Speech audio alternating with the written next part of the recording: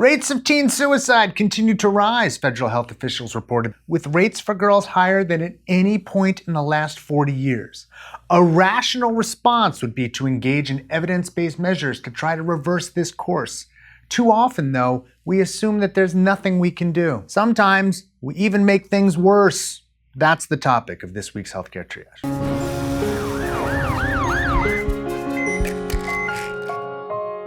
Granted, suicide rates were even higher in the 90s, but from 2007 to 2015, rates rose from 10.8 to 14.2 per 100,000 male teenagers and from 2.4 to 5.1 per 100,000 female teenagers. In 2011, for the first time in more than 20 years, more teenagers died from suicide than homicide. But these trends have been known for years. Our response to them hasn't adequately acknowledged their progression. There are evidence-based ways to prevent suicide. The World Health Organization has a guide for how media professionals should talk about the subject. They should avoid sensationalizing it or normalizing it. They should be careful not to repeat accounts of suicide or to provide explicit descriptions as to how suicide might be attempted or completed. They should word headlines carefully and avoid videos or photos of suicides or the victim. The CDC has an evidence-based guide on how to prevent suicide as well.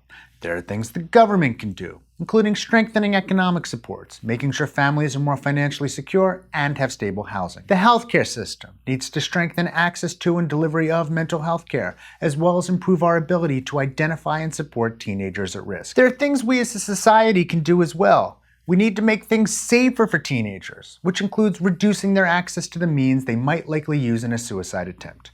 Also important, but more difficult, we need to promote connectedness and limit isolation.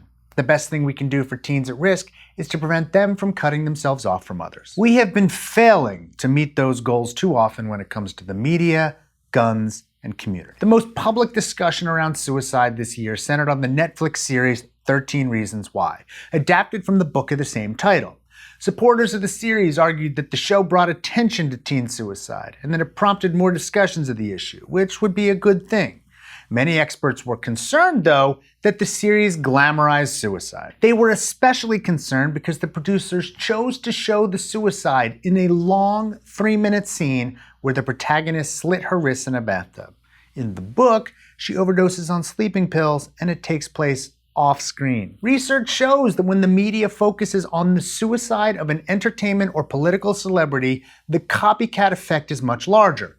This is even more true when the media focuses on the means by which the suicide occurred. Granted, there's less of an effect when the suicide is fictional, but even then, it's associated with more than a quadruple increase in the copycat effect. Researchers recently published a study that examined the series' apparent effect on internet searches about suicide. 13 Reasons Why generated more than 600,000 news reports. In the 19 days after its release, searches about suicide were about 19% higher than expected. As hoped, some searches for things like suicide hotline, suicide prevention, and teen suicide went up. But so did searches for commit suicide, how to commit suicide, and how to kill yourself.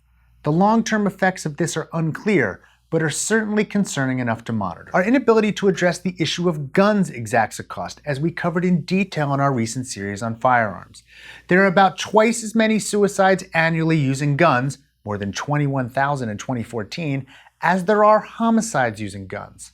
Almost none of the guns used in suicides are assault weapons, and yet that seems to be the singular focus of many activists. In about 45% of suicides among those aged 15 to 24, guns were used. Those who might counter that people who want to kill themselves would find other ways if we limited their access to guns ignore evidence about suicide.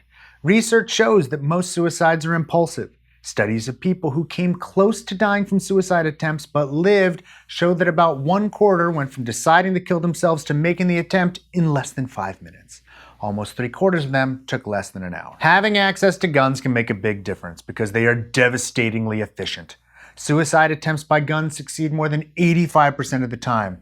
Attempts by overdose or poisoning succeed less than 2% of the time. Meta-analyses show that access to a firearm increases one's odds of a successful suicide by more than a factor of 3. While we can debate the relative merits of making it easier or harder to own a gun, it's clear that guns should be kept out of the hands of children. Finally, we're allowing teenagers to become more withdrawn from others.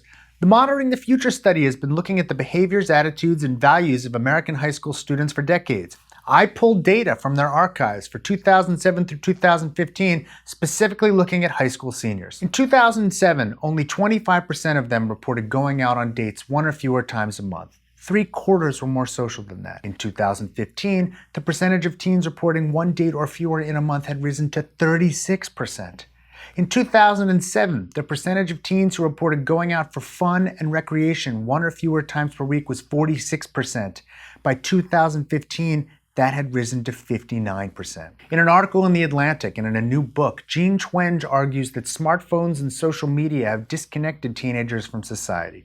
Others fear the internet in general also may be doing the same or increasing the potential for bullying without immediate repercussions. I'm not sure we can lay as much of the blame on technology as they do, but all of these data make a strong argument that teenagers are more isolated and at higher risk than before. We need to talk about suicide in ways that help, not harm.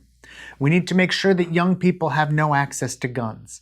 And we need to make sure that they're connected enough to each other, to family, and to the healthcare system so that those at risk can be recognized and given the care they need.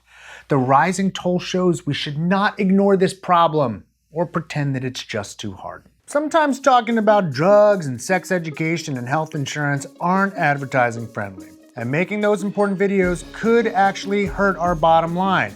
Healthcare Triage is made possible in part, therefore, by our supporters at Patreon. The support we receive from our patrons at Patreon allows us to keep making those kinds of videos without worrying about ad revenue. So thanks to all of them, and particularly thanks to our Surgeon Admiral Sam and research associates Joe Sevitz and Joshua Crow. If you'd like to support the show, we'd really appreciate it. You can go to patreon.com/healthcaretriage. While we're asking you to do stuff, please consider subscribing to the show, consider buying some Healthcare Triage merch as the holidays come up at hctmerch.com.